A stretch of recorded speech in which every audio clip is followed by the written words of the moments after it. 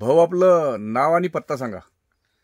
माझं नाव प्रवीण मोतेसिंग बस्सी, राहणार तरोडा, तालुका मोताळा, जिल्हा बुलढाणा. अच्छा, आता आपण आपल्या या केळीच्या बागेमध्ये उभे आहोत. हो. आज तारीख आहे 16 ऑगस्ट. हो. आणि या केळीची लागवड केव्हा झाली आहे? 29 जानेवारी 2024. 29 जानेवारी. ठीक आहे. आणि धन्वंतरीचे या बागाला आपण काय काय प्रोडक्ट वापरले? आपण सर्वप्रथम 15 दिवसांनी RPS 76 आणि बॅक्टेरिया किट हे सोडलंय. ड्रिप मधून सोडलं? ड्रिप मध्ये.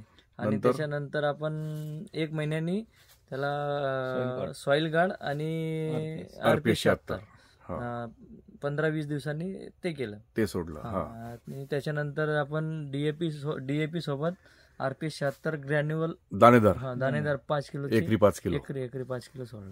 3,500 खोड आहे हे. हो, 3,500. आपण 2 बॅगा टाकल्या. हो, 2 बॅगा टाकल्या. दर अमावस्याला फवारणी. आणि ते मायकोरिज आणि इम्युनोरिज मायकोरिज इम्युनोरिज RPS ची फवारणी पण केली याच्यावर 2 वेळा फवारणी केली. म्हणजे 1 ते 1.5 महिन्याची असताना.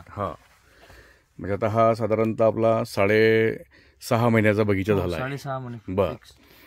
तर पाण्याची व्यवस्था इथं कशी राहिली आहे? पाण्याची व्यवस्था म्हणजे ह्या वर्षी म्हणजे नाहीच्या बरोबर झालेली आहे, कारण की आम्ही बाग म्हणजे गेल्यासारखं वाटत होतं. आपला 29 जानेवारीची लागवड आहे आणि मग पुढे मे जून मध्ये मोताळा तालुक्यामध्ये पाण्याचं संकट आलं होतं. 30 मिनिटं पाणी दिलं आपण याला कमीत कमी. मे जून मध्ये अर्धा घंटाच मोटर चालायची. अर्धा घंटा मापून देवी. पाणी फार कमी पडलं इथं.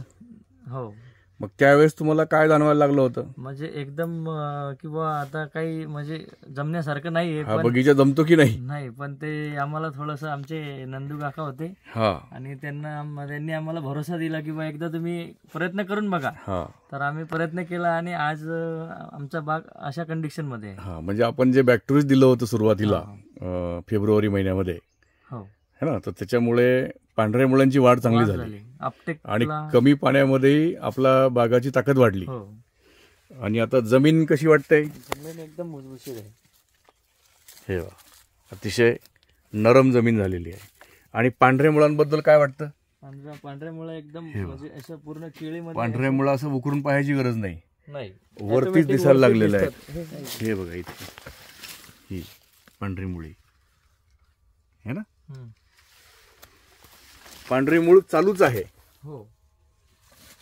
आणि त्यामुळे कंडिशन बघितली चांगली आहे. ग्रीननेस कसा आहे? ग्रीननेस एक नंबर आहे. पानाचा रुंदपणा पण चांगला आहे आणि 2 पानात अंतर पण आहे. 2 पानात अंतर पण चांगलं आहे है ना. आणि सगळं बगीचा सारखा आहे. हे बघा, पोंगा उंची चांगली वाढलेली आहे, बुंदा पण चांगला पकला आहे. म्हणजे पाण्याचा जो शॉर्टेज पडून त्या मानाने आपल्या बगीचाची कंडिशन चांगली आहे.